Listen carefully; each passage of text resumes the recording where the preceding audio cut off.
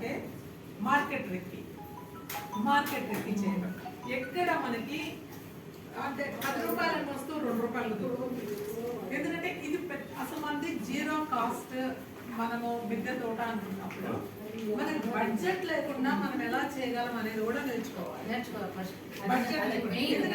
Permanent structures కట్టించుకోవడం అనేది పక్కన పెడితే, కట్టించుకున్న తర్వాత జీరో బడ్జెట్ తోటి మనం ఎలా మిద్దె తోట సాగు చేయాలి అనేది మనకి ఛాలెంజింగ్ టాస్క్. దీనికోసంగా అని ఆరాట పడిపోయి వేలకు వెళ్ళిపోసి మొక్కలు తెప్పించుకోవటము ఇలా కాదు. మన వాళ్ళు ఏం చేస్తున్నారంటే కొన్ని గ్రూప్స్ అందరూ కూడా కంబైన్డ్గా కలిసి ఎవరో ఒకళ్ళకి పెద్దలు ఇచ్చి వాళ్ళ చేత ఎక్కడైతే సాప్లింగ్స్ దొరుకుతున్నాయో అక్కడి నుంచి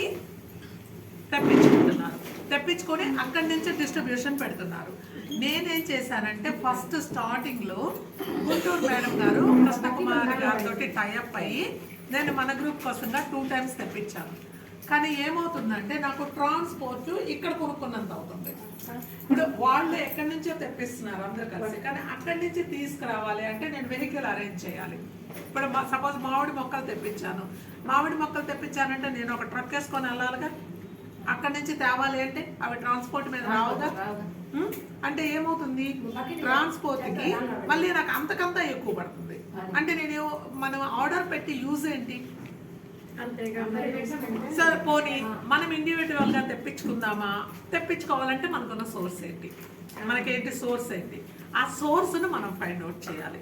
ఇప్పుడు వాళ్ళలాగా మనం అక్కడి నుంచి తెప్పించుకోవడానికి మనకు సాధ్యం కాదు. అందుకు మనము సిద్ధంగా లేము అంత కాస్ట్ పెట్టడానికి. సరే మనకున్న సోర్స్లు ఏంటి, మనకి తక్కువ బడ్జెట్లో మనకు మొక్కలు ఎక్కడ దొరుకుతాయి, ఇది ఒకటి. అలా కొంచెం రెక్కి చేసి కొత్త మనకి మొక్కలు కానీ సీడ్స్ కానీ సాప్లింగ్స్ కానీ ఎక్కడ అవైలబుల్గా ఉంటాయో ఎప్పటికప్పుడు ఇన్ఫర్మేషన్ జెన్యూన్గా పెట్టడం. జెన్యూన్గా తక్కువ రేటు మొక్కలు తెచ్చుకున్నాము, గ్రూప్ లో పెడితే వాళ్ళు కూడా అక్కడి నుంచి ఇది మాత్రం బిజినెస్ కాదు. నేను మళ్ళీ చెప్తున్నాను, ఎవరు దీనిని బిజినెస్ కింద తీసుకోవద్దు. ఎవరు ఈ ప్రాజెక్ట్ టేకప్ చేసినా అంతే జెన్యూన్ గా మీరు డిస్ట్రిబ్యూషన్ పెట్టాలి. ఓకేనా? ఎవరు తీసుకుంటారు అనేది పక్కన పెట్టే. అది కూడా ఎలా అంటే ఇలా మనము మీట్స్ అరేంజ్ చేస్తున్నాము. మీట్స్ అరేంజ్ చేసినప్పుడు ఈ రోజుకి మీరు టైఅప్ చేసుకుంటే, ఇలా నెక్కి చేసినటువంటి ఏరియాస్లో ఈ రోజు టైఅప్ చేసుకుంటే ఇప్పుడు రాగానే ఎవరి దగ్గర ఉన్నటువంటి సీడ్స్ కానీ ఇవన్నీ ఎలా ఇచ్చి పుచ్చుకున్నారో అలా మీరు తీసుకొచ్చి మీరు ముందుగానే గ్రూప్లో పెట్టేసి ఇంటిమేషన్ పెట్టేసి ఎవరికి ఎన్ని మొక్కలు కావాలని అడిగి తెప్పించేస్తే ఇమ్మీడియట్గా మనీ ఫోన్పే ద్వారా వెళ్ళిపోతుంది. మీరు మొక్కల్ని డిస్ట్రిబ్యూట్ చేయొచ్చు. సో ఈ ఏరియాలో ఒక హెల్ప్ అవసరం అవుతుంది.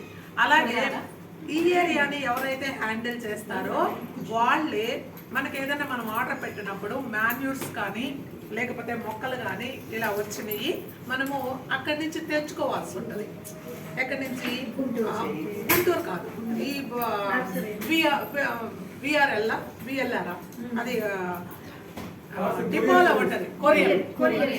విఆర్ఎల్ సర్వీస్ అనుకుంటాను, కొరియరే ఉంటుంది కదా గవర్నమెంట్ వాళ్ళది. డిపోలో ఉంటుంది, bus stand VRL service. So ఆ సర్వీస్ కు పంపిస్తుంటారు ఎవరైనా తక్కువ ఖర్చు ఉంటుందని. అక్కడి నుంచి కలెక్ట్ చేసుకొని వచ్చి మనకి మీటింగ్ టయానికి అందించుకోవాల్సి ఉంటుంది.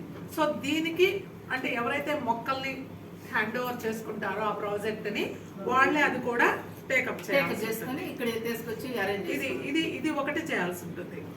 తర్వాత ఇంకొకటి ఏంటంటే మనం మీటింగ్స్ ఆర్గనైజ్ చేసుకోవటం. మీటింగ్స్ ఆర్గనైజ్ చేయడానికి ప్రతి ఒక్కసారి కూడా మీరు ఇప్పుడు ఎవరైతే ఈ స్ట్రీమ్ని యాక్టివ్గా పార్టిసిపేట్ చేయాలనుకుంటారో just take it a mandatory thing. Every 10 days ఒకసారి ఒక మిద్దె తోటను మాత్రం సందర్శనకు పెట్టండి.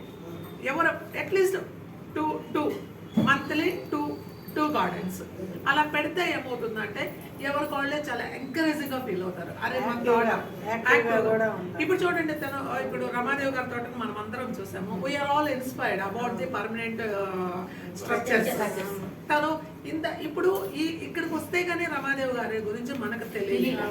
ఇప్పుడు ఈమె 3 stairs పైకి వెళ్ళిపోయి అంత వర్క్ చేసుకుని and without any help she's handling all the work.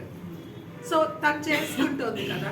ఇప్పుడు చూస్తే అంత ఇన్స్పైరింగ్ అనిపించింది. అవునా, ఇప్పుడు తను చెప్తుంది ఏంటి, చిచి మన గురించి అసలు మనం అనుకోకూడదు, మనం సరిగ్గా చేయటం లేదు, కష్టపడిపోతున్నామని ఫీల్ అవుతున్నాం, కానీ ఈఎంఐతో పోల్చుకుంటే మనం నథింగ్ అని చెప్తాం. అంటే ఈ ఇన్స్పిరేషన్ ఎలా వచ్చింది మనకి, మనం చూడబట్టే కదా, చూడకపోతే మనకు తెలియదు కదా.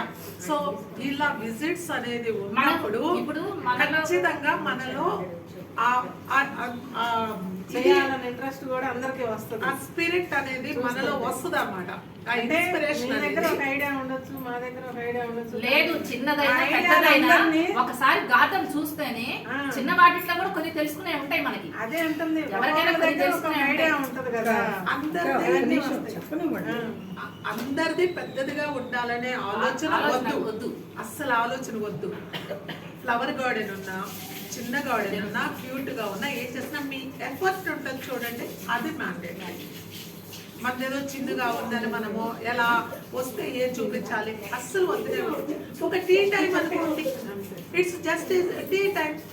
ఆ టీ టైంలో మీ ఫ్రెండ్స్ నలుగురిని ఇన్వైట్ చేసుకున్నారు, హ్యాపీగా కూర్చొని చిట్ చాట్ చేద్దాము, ఏమైనా సలహాలు ఉంటే ఇద్దాము, ఇంకేదన్నా ఆలోచన ఉంటే షేర్ చేసుకుందాము. దట్ ఈస్ ఎనఫ్ కదా. సో ఎవ్రీ మంత్ ఒక 2 గార్డెన్ విజిట్స్ మనం కనుక పెట్టుకుంటే జాయిన్ అయిన వాళ్ళు జాయిన్ అవుతారు. గార్డెన్ విజిట్స్ అంటే జాయిన్ అయిన వాళ్ళు జాయిన్ అవుతారు. మంత్లీ ఒక మీటింగ్ మ్యాండేటరీగా పెట్టుకున్నాము. ఇవన్నీ ప్లాన్ చేయడానికి, మీటింగ్స్ని ప్లాన్ చేయడానికి, గార్డెన్ విజిట్స్ని ప్లాన్ చేయడానికి వీ నీడ్ ఎ పర్సన్. ఇప్పుడు నా కాన్సెప్ట్ మీకు అందరికి అర్థమైంది అనుకుంటాను. గ్రూప్ని ముందుకు తీసుకొని వెళ్దాం. తీసుకోవాలంటే వర్క్ షేరింగ్ ఉండాలి. వర్క్ షేరింగ్ ఉంటేనే మనం ఏదైనా సాధ్యం. ఇప్పుడు గుంటూరు గ్రూప్ లో ఇంతమంది ఉన్నారు, ఇంత వర్క్ ఉందంటే ఆమె వెనక 50 మంది టీం ఉన్నారు. 50 మంది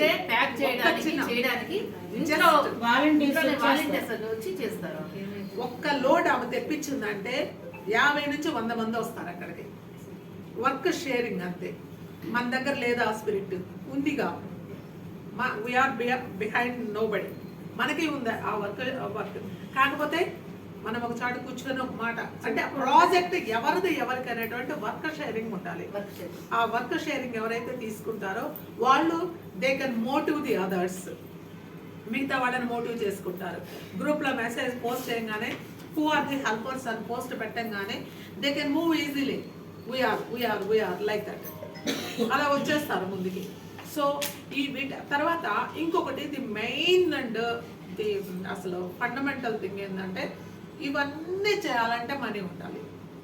కొంచెమైనా ఫండ్ అనేది ఉండాలి. గ్రూప్ తరఫున చిన్నదైనా పెద్దదైనా ఒక చిన్న ఫండ్ ఉండాలి. సపోజ్ ఇప్పుడు మనం ఒక పిక్నిక్ వెళ్ళాలనుకున్నాము, లేదా ఒక నర్సరీ విజిట్ చేయాలనుకున్నాము, సపోజ్ ఒక న్యాచురల్ ఫామ్ని చూడాలనుకున్నాము. How can we go there? We can hire a vehicle లేకుండా మనం ఎక్కడికి వెళ్తాము? అందరం కారుల్లో వెళ్ళలేము, అందరం బై బస్ వెళ్ళలేము. ఒకవేళ బస్సు స్టేషన్ దాకా వెళ్ళినా స్టేషన్ నుంచి మళ్ళీ వెహికల్ అరేంజ్ చేసుకోవాలిగా. అందరినీ మీరు 10 రూపాయలు, మీ 10 రూపాయలు నేను, నా 10 రూపాయలు నేను, అక్కడికి వెళ్ళిన తర్వాత మీ ఫుడ్ మీరు, నా ఇలా నేను మాట్లాడలేను. మీకు పెట్టడం ఇబ్బంది అనిపిస్తుంది, ఒకళ్ళ చేత పెట్టించటము కష్టంగా ఉంటుంది. సో దట్ ఒక ఫండ్ అనేది ఉండాలి. ఆ ఫండ్ రైజింగ్ విషయంలో లాస్ట్ టైము ఒక బీజం అయితే పడింది. అది వీళ్ళ ఇంట్లో సునీత వాళ్ళ ఇంట్లో, నేను అప్పుడు యూఎస్లో ఉన్నాను. అప్పుడు వీళ్ళు ప్లాన్ చేసి అప్పటికప్పుడు అనుకొని ఒక చిన్న ఫండ్ రైజ్ చేశారు. ఆ వివరాలు తను చెప్తారు ఆ ఫండ్ గురించి. పోయినసారి 1900 వచ్చిందండి. 1900 వచ్చింది. అలా 100 రూపీస్ లెక్కనిచ్చారు. వాళ్ళ పేర్లు కూడా ఉన్నాయి. ఆ రోజు 900 ఖర్చు అయిందండి. డ్రైవర్లు 500 అడిగారు, ఇచ్చాము. అంటే మనకు తెలిసిన వాళ్ళదే తీసుకున్నాం వెహికల్ మనము. తర్వాత వాటర్కి వచ్చేసి ఒక 100 ఎంత అయింది. అక్కడ క్లీనింగ్ చేయడానికి ఒక 300 ఇచ్చాము. మొత్తం కలిపి 900 ఖర్చు అయింది. కరెంట్ డబ్బులు దీంట్లోనే ఉన్నాయి, బుక్లోనే. కొత్తపట్నం దగ్గరే కొత్తపట్నం నర్సరీలోనే ఆ రోజు మనము వెహికల్ వేరే వాళ్ళు మనకు అరేంజ్ చేశారు. నేను భవానీ మేడం 6 గంటల మీటింగ్ రంగారెడ్డి కళ్యాణ మండపంలో వాళ్ళు ఎప్పుడు ఏర్పాటు చేశారు. అప్పుడు ఆ మీటింగ్లో ఒక 10 రూపాయలు పెట్టి ఒక 3 పేపర్లు ఇచ్చారు. అంటే జీవామృతము, ఘనజీవామృతము, ఇలాగ కషాయాలు ఎలాగ వాడుకోవాలి ఏందనే దాని మీద ఒక 3 పేపర్లు ఇచ్చారు. అది కూడా మా ఫ్రెండే నాకు తీసుకొచ్చి ఇచ్చారు నా టైం లేకపోతే. అలాగేంటంటే అప్పటి నుంచి ఆ రోజు నుంచి కూడా నేను వర్మి కంపోస్ట్ అనేది మానేసి ఈ జీవామృతం అనే దాని మీద నేను కషాయాల మీద నేను ఏర్పాటు చేశాను. మా ఇంటికాడ కానీ మా పొలంలో కానీ నేను ఎలాంటి కెమికల్ వాడిని ఈరోజు కూడా ఆ జీవామృతము కషాయాలు. ఆ జీవామృతము కషాయాలు ఒక 5 సంవత్సరాలు కంటిన్యూగా చేశాను. అవి కూడా ఏంటంటే నాకు కొద్దిగా రిస్క్ అనిపిస్తుంది. అంటే ఈ పేడ, మూత్రము, శనగపిండి, బెల్లము ఇవన్నీ దూరం తీసుకెళ్ళాలంటే, అంటే రైతులకైనా మనకైనా వారానికి 2 వారాలకి తీసుకెళ్ళాలంటే కొద్దిగా రిస్క్ అవుతుంది. కషాయాలు కూడా ఏంటంటే అన్ని రకాల ఆకుల్ని, కొన్ని రకాలు మురిగబెట్టాలా, కొన్ని రకాలు ఉడకబెట్టాలా, అన్ని రకాల ఆకుల్ని మనం సేకరించాలి. అన్ని రకాల ఆకులు నేను సేకరించాలంటే అందరు సేకరిస్తే గ్రామంలో ఎవరికి చిక్కు వస్తుంది, మనం పెంచము. రెండోది ఆకులు లేదు, మనం లేము, మొక్కలు లేవు. ఆ మొక్కలే కదా మనకు ఆక్సిజన్ ఇస్తే మనం బతుకుతుంది. అలాగేందని నేను ఆలోచించి నేను ఒక్కసారి 400 అంటే 4 డ్రమ్ములు 800 లీటర్లు దశపర్ణి కషాయం, 800 లీటర్లు ఒక్కో డబ్బాకి వచ్చేసి దాదాపు 30 రకాలు ఆకులు, 30 కేజీల ఆకులు పోయాలన్నమాట ఒక డబ్బాకి. 4 డబ్బాలకి 4 × 3 = 12 120 కేజీల ఆకులు నేను సేకరించిన రోజు నాకు బాధేసింది. ఇన్ని ఆకులు నేను ఒక్కడనే సేకరిస్తే రైతులందరూ ఏ విధంగా సేకరిస్తే అసలు మొక్క అనేది ఉండదు అనేది. అప్పుడు నేను కొద్ది పొలంలోని ముందు నా ట్రైల్ వేసాను. నేను అనుకున్న ప్రకారం బూడిద మూత్రంతో మనం స్టార్ట్ చేయాలి. అంటే ఆవు మూత్రము, ఆవు పేడని ఎండబెట్టేసేసి దాన్ని తగలబెట్టి మా ఇంటి కలపగా వాడుకుంటాం. వచ్చిన బూడిదని మనం యూజ్ చేస్తే అలాగ ఉంటుంది, తేలిగ్గా ఉంటుంది అనే దానికోసం ఒక 1/2 ఎకరంలో నేను ట్రై చేస్తే అది బాగుంది. అప్పుడు ఆ 1/2 ఎకరంలో ఓకే అయినాక మళ్ళీ నేను 3 ఎకరాలకి వేరుచెనగ చేశాను. వేరుచెనగ కూడా బాగానే వచ్చింది. అంటే మనము బలానికి అదే ప్లస్ తెగుళ్ళకి అది రెండింటికి మనం ఉపయోగపడేట్టుగా ప్లాన్ చేస్తాం. తెగుళ్ళకి అయితే మనం బూడిద మూత్రము మనం కలుపుకున్న తర్వాత తెగుళ్ళకి అయ్యేదంటే పొడి ఇంగ ఉంది, అందరికీ ఇప్పుడు వచ్చేస్తుంది కాబట్టి కొద్దిగా దాన్ని విడిగా నీళ్ళలో కలుపుకొని గడ్డ లేకుండా దాన్ని మనం తగు మోతాదులో దాంట్లో వేసుకొని బూడిద మూత్రంలో దాన్ని మనం స్ప్రే చేస్తే తెగుళ్ళు అనేది నివారణ. అది నేను కొద్దిగా మార్పులు చేసుకుంటా రైతులకి తేలిగ్గా ఉండాలి అనే విధానంతో నేను దాన్ని చేశాను. అలాగే నేను మా ఇంటికాడ చెట్లు కూడా ఇప్పుడు 1.5 ఎకరం వదిలేసాను. 1.5 ఎకరం గ్రౌండ్ నెట్ గత 7 సంవత్సరాల నుంచి కూడా నేను గ్రౌండ్ నెట్ 1.5 ఎకరం వేసాను. 3 సంవత్సరాల నుంచి మటుకు వదిలేసాను, వరి కూడా వేయడం జరిగింది. దాంట్లో కూడా ఇదే విధానం పాటిస్తున్నాను. మన మొక్కలు కూడా మీరు అన్నారు ఇందాక వర్మి కంపోస్ట్ అనేది మేము శాస్త్రి గారు అని కొండేపు దగ్గర పెద్ద శాస్త్రి గారు పెద్దేపు శాస్త్రి గారు పెద్దేపు వారి ఇంటి పేరు నాకు తెలియదు కానీ పెద్దేపు శాస్త్రి గారు అంటారు. కొండేపు వాళ్ళు లేరు, ఇప్పుడు చెల్లిపోయారు. వాళ్ళ పిల్లలు చేస్తున్నారు. వారి దగ్గర కూడా నేను వెళ్ళి వారిదే నాకు అవి మనకి అంటే మాట్లాడుకొని తెచ్చుకోవాలి.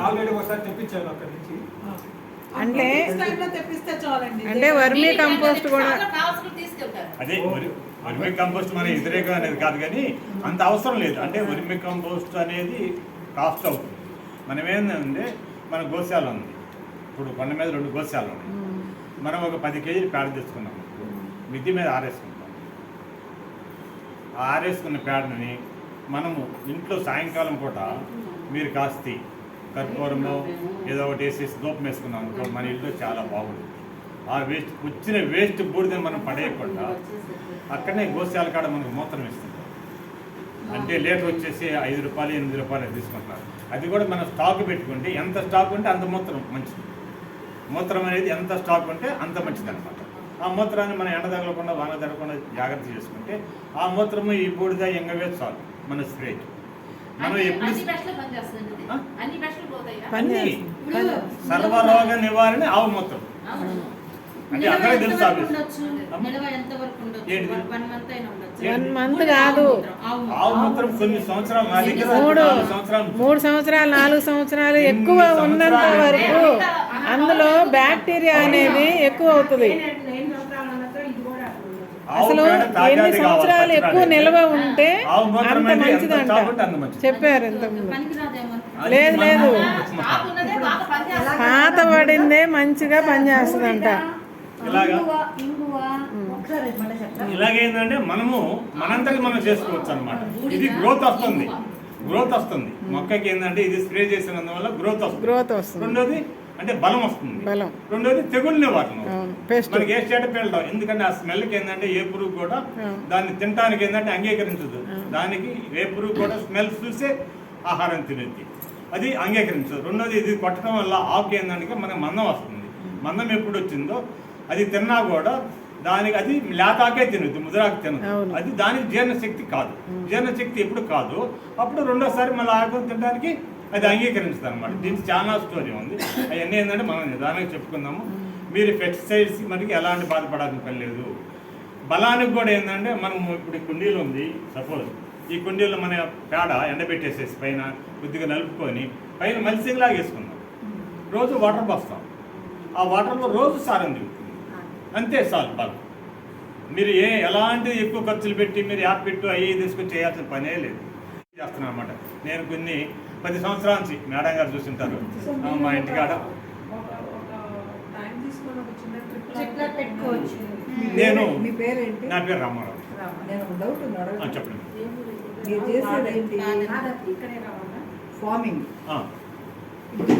ఇప్పుడు వీళ్ళు మన కాన్సెప్ట్ ఏంటి అంటే అందరిది కూడా మిద్దె తోటల వాళ్ళకి కూడా ఇది ఉపయోగపడుద్దండి. అయితే, అదే అడుగుతున్నా. ఉపయోగపడుద్ది. అయితే ఇప్పుడు ఫార్మింగ్కి ఏంటంటే ఇప్పుడు ఆ సాయిల్ది అది వేరు, దానికి మీరు చెప్పింది. ఇప్పుడు దీనికి కూడా మీరు చెప్పింది వాడచ్చు అట్లాగా? వాడచ్చు మేడం. ఇప్పుడు మీరు అన్నారు ఎందాక మనము మీరు వెర్మీ కంపోస్ట్ అని అన్నారు కదా, దాని బదులు ఏంటంటే ఆవు పేడ తీసుకొచ్చేసి మనం ఎండబెట్టుకొని దాన్ని కొద్దిగా పొడి చేసుకొని చెట్టు ఉంది కదా, ఏ చెట్టు అవుతుందో ఆ చెట్టు చుట్టూరు మనం పైన వేసుకొని రోజు వాటర్ పోసుకుంటాం, లేదా 2 రోజులకు ఒకసారి వాటర్ పోసుకుంటాం. రెండోది కింద తేమ ఆరదు, ప్లస్ మనం వాటర్ పోసినప్పుడు ఈ సారం అనేది ఏరియా వస్తుంది. అలాగేంటంటే కొన్ని రోజుల వరకు మనకు అది ఉపయోగపడుతుంది. ఆవు పేడ ఓకే, మిగిలిన ఏం అక్కర్లేదు. ఇంకేం అక్కర్లేదు మేడం, అవునా? అసలు ఏం అక్కర్లేదు. ఆ మొక్క బతకడానికి అది గ్రో అసలు పెరగడానికి అది ఒకటి చాలు. ఒక పాయింట్ మనం ఇస్తున్నాం. సైంటిస్టులు మనం చదువుకుంది కూడా ఒకటి ఉంది సిద్ధాంతం. మొక్క సూర్యరశ్మి వల్ల ఆహారాన్ని తయారు చేసుకునేది మనం చదువుకున్నాం. సైంటిస్టులు కూడా అదే చెప్పారు కదా. అసలు ఏ మొక్క కూడా ఏంటంటే సహజంగా తన ఆహారం తీసుకునేది. కాకపోతే ఇప్పుడు ఏంటంటే మొక్కలు ఇప్పుడు అనేక రకాల సంకర జాతి మొక్కలు, జన్యు మార్పిడి మొక్కలు వచ్చినాయి కాబట్టి వాటికి ఆహారం తీసుకునే విధానము ఫారం కోడ్ టైపులో లేదు. అందువల్ల ఏంటంటే మనం కొన్ని అందియాల్సి వస్తుంది. ఈరోజు మనకు వచ్చిన ప్రథమం ఏంటంటే అదే మన అందరం అనుకుంటుంది నాటు ఇత్తనం. మన ఇత్తనాన్ని మనమే జాగ్రత్త చేసుకుందాం. నీ దగ్గర ఉండి నాకు, నా దగ్గర ఉండి నాకు, మన ట్రాన్స్ఫర్ మన విత్తనాన్ని మనమే ట్రాన్స్ఫర్ చేసుకున్నప్పుడు మనకి నాటు ఇత్తనం ఆటోమేటిక్ వచ్చేస్తుంది. నాటు ఇత్తనానికి ఎలాంటి తెగులు రావు కదా. ఇప్పుడు మీరు చెప్పేది ఏంటి? ఓవరాల్గా ఆవు పేడ అనేది ఒకటి వాడచ్చు. ఒకటి. 2 ఆవు మూత్రం ఎంత స్టాక్ పెట్టుకొని దాంట్లో పేడని మనం తగలబెట్టేసేస్తాం కదా, బూడిద. మనం ఇంట్లో దానికోసమే తగలబెట్టగలం. రోజు ఒక టేబుల్ కొద్దిగా ఆవు పేడ వేసేసి, ఎండిన పేడ వేసేసి, కర్పూర బిల్లు లేకపోతే సాంబ్రాన్ని ఒక వేసేసి, గుప్పుడు ఆవు పేడ వేసి మన ఇంట్లో పగేసుకున్నాం. ఒక గ్లాసుడు టీ గ్లాసుడు అంతా బూడిదని మనం 1 లీటర్ వాటర్లో వేసుకొని ఆవు మూత్రం పోసేయండి. లీటర్లో అంత బూడిద వేసుకోవచ్చు. ఇంత బూడిద ఎంతైనా న్యాచురల్గా ఏంటంటే ఒక దానికి ఒక సిస్టమ్ ఉండదు. ఆ మూత్రము లీటర్ మూత్రములో మనము 1/4 కేజీ అయినా వేసుకోవచ్చు, లేదంటే 100 గ్రాములు అయినా వేసుకోవచ్చు. వేసుకొని ఎంగవ అనేది అది కూడా ఏంటంటే మనకు కొద్దిగా 1 చెంచాడు, 1 లీటర్ ఉందనుకో 1 చెంచాడు. సార్ ఇంగువ అనేది ప్రతిసారి వేయడం లేదు సార్, నెలకు ఒక్కసారి తగిలిస్తే చాలు. అమ్మ మొక్కలకి ఏంటంటే తులసూరు మనం చేసేటప్పుడు 10 రోజులకు ఒకసారైనా చేసుకోవాలి. తులసూరు లాంగ్ టైం పోయి కుండీలను బట్టి కూడా వస్తుంది, నేలను బట్టి వస్తుంది, ఎంత వేయాలనేది మనం. అంటే ఇప్పుడు ఇప్పుడు చిన్న కుండీలు అనుకోండి కొంచెం వేస్తే సరిపోద్ది. ఒక బ్లాక్ టబ్ అనుకోండి 1 స్పూన్ వేయాలి. ఆ నేలలో అనుకోండి ఒక 2-3 స్పూన్లు. తెగుళ్ళు వస్తాయండి నేలలో కూడా, వేరు పురుగు లాంటిది వస్తుంది. నేల నుంచి వచ్చే తెగుళ్ళు, లేకపోతే మొక్క నుంచి వచ్చే తెగుళ్ళు, లేకపోతే ఇత్తనం నుంచి వచ్చే తెగుళ్ళు అనే దానికి మనం బీజామృతం, ఈ మూత్రములోనే మనం ఇతర శుద్ధి చేసుకున్నాం అనుకో. అది అందరు చేయలేరు సార్. ఏముందమ్మా? అందరు చేయలేరు అది. నేను చెప్పేది ఒకటే. చేస్తారండి మీరు ఎవరైనా? అమ్మా, మీరు నేను ఒక మాట అండి నేను చెప్పేది ఒకటేనండి. అమ్మా, నేను చెప్పేది ఒకటేనండి. నేను చెప్పేది నా సలహా తీసుకోండి. తర్వాత మీరు చేసినా చెప్పని అది మీ ఆలోచన. Okay okay. ఇప్పుడు రామారావు గారి దగ్గర నేను చూశాను ఆ. ఆయనది నీకు ఎంత నిలవ ఉన్న పేడ కావాలో అంత నిలవ ఉంది. ఇప్పుడు అవన్నీ వద్దు కానీ మనం తర్వాత తీసుకెళ్ళి మూత్రం అనేది మనం తెచ్చి పెట్టుకున్నాం, 1 లీటర్ తెచ్చుకున్నాం అనుకో, అది కొంత వరకు పోయి పెట్టుకోవచ్చు. అవును, నిలవ పెట్టుకోవాలి. లేదు మీకు ఇంకా నేను చెప్పాలంటే చాలా ఉంది. డైరెక్ట్ మూత్రం మనం తాగినా కూడా మన ఆరోగ్యం. అవును, నేను ఈ రోజు మీ అందరి ముందు అది కూర్చున్నానంటే చాలా మంది తాగుతున్నారు. నేను ఆ మూత్రం తాగబట్టి మీ అందరి ముందు నేను ఇప్పుడు కూర్చున్నాను. చాలా మంది తాగుతారంట.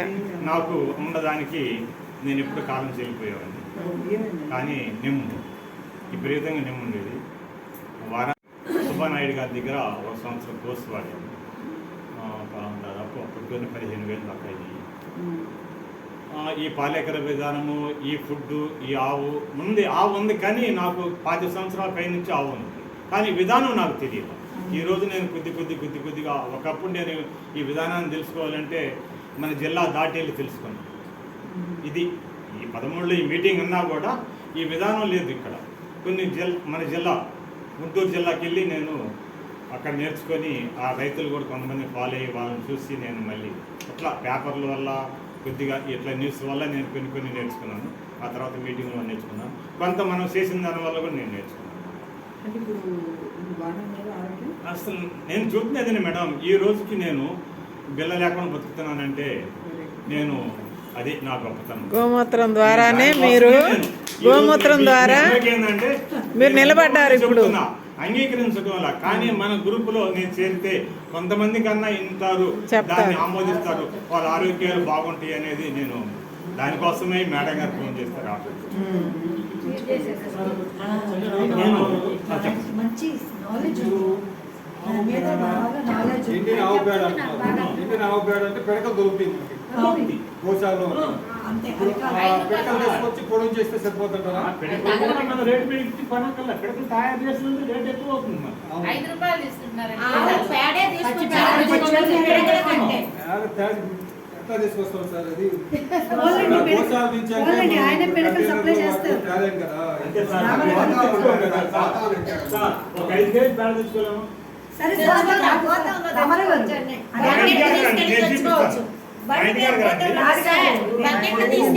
పేడ తీసుకొచ్చి అయినా దాన్ని ముద్దలు చేయటం, పిడకలు ముద్దలు చేయక్కర్లా. ఆవు పేడ ఎప్పుడు కూడా గట్టిగా ఉండదు, బరి పేడ అయితే లూజ్గా ఉండుద్ది. ఆవు పేడ వస్తే ఊరికి అట్లా ఏమండి ఒక మాట, ఆయన సార్ చెప్పింది ఆయన అడిగింది కరెక్టే. ఎట్లా అంటే పల్లెటూళ్ళల్లో పేడ తీసుకొచ్చి అక్కడ ఒక చోట పెట్టి ఒక గంప బార్లు చేదోడు చేస్తే అది ఉంటుంది. చెప్తాను ఏంటంటే కొంచెం స్టోర్ చేయడం కష్టం అవుతుంది మేడం ఎండాకాలం సార్ అది కాదులేండి.